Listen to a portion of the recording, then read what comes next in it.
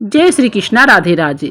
आज 8वां नवरात्रि पर मैं आपको महागौरी जी की कथा सुनाऊंगी।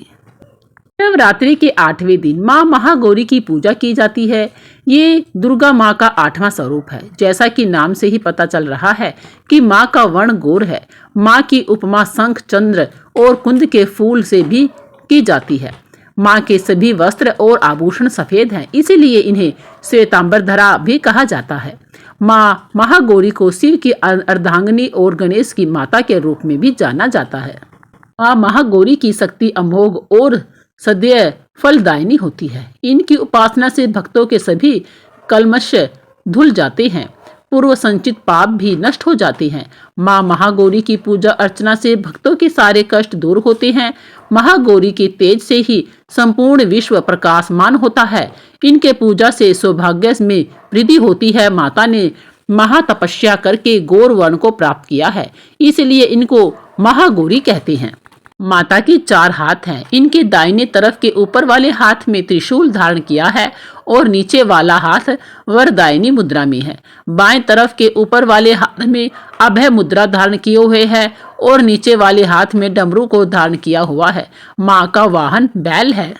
माँ महागौरी जी की कथा इस प्रकार है। देवी पार्वती पिछले जन्म में सती के रूप में उत्पन्न हुई थी और उनका विवाह शिव जी के साथ हुआ था। एक बार उनके पिताजी प्रजापति दक्ष ने एक यज्ञ अनुष्ठान करवाया, जिसमें उन्होंने शिव जी को नहीं आमंत्रित किया और जब सती वहां पहुंची तो उन्होंने वहां पर सती के सामने शिव जी भगवान का बड़ा अपमान किया। इससे देवी सती बहुत ही क्रोध, ग्लानि और गुस्से से भर गई और उन्होंने वहीं यज्ञ कुंड में अपनी देह त्याग दी। उसके बाद अगले जन्म में उन्होंने राजा हिमाचल के यहाँ पुत्री के रूप में जन्म लिया और उनका नाम शैलपुत्री या पार्वती रखा गया। यहाँ देवी पार्वती को जैसे ही पता चला कि पूर्व जन्म में उनके पति भगवान शिव थे, तो उन्हें इस जन्म में भी उन्हें पति रूप में पाने के लिए उन्होंने कठोर से कठोर तपस्या आरंभ कर दी। उन्होंने हजारों वर्षों तक बिना अन्न खाए बेल पत्र पर उसके बाद निराहार निर्जल रहकर भगवान शिव की आराधना की। इस कठोर तपस्या के कारण माता का शरीर काला पड़ गया, पर माता की इस तपस्या से भगवान शिव प्रसन्न हो गए और उन्होंने देवी पार्वती को अपनी पत्नी के रूप में स्वीकार कर लिया। जब दैत्य राज शुंभ निशुंभ ने स्वर्ग पर आक्रमण कर देवताओं को स्वर्ग से निष्कासित कर दिया, तो सारे देवता परेशान होकर ब्रह्मा जी के साथ भगवान शिव के पास आए और उन्होंने भगवान शिव को अपनी परेशानी बताते हुए राक्षसों के अत्याचार की जानकारी दी। उनके यह सब बात सुनकर भगवान शिव ने सोचा कि देवताओं की कष्टों को माँ पार्वती ही दूर कर सकती है।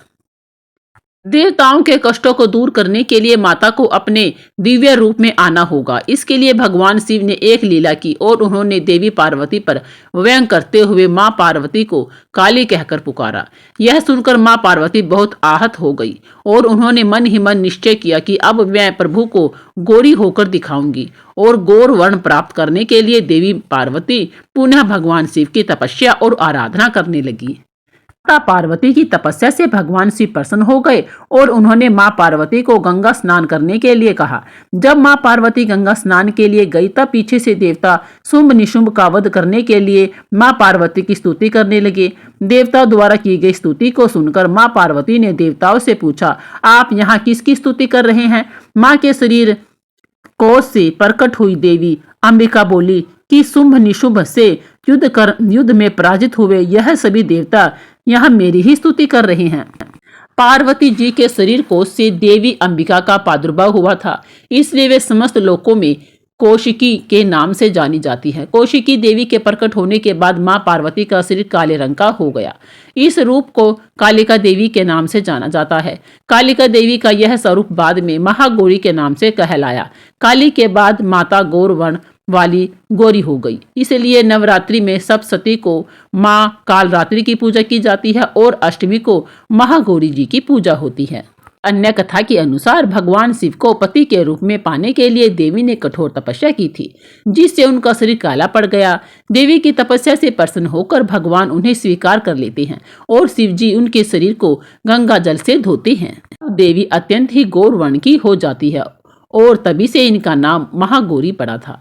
महागौरी रूप में देवी करुणामय, स्नेहमय, शांत और मृदुल दिखती है। देवी के इस रूप की प्रार्थना करते हेतु देवता और ऋषिगण कहते हैं, सर्वमंगल मांगल्ये शिवे सर्वार्थ साधिके शरण्ये त्र्यंबके गौरी नारायणी नमोस्तुते।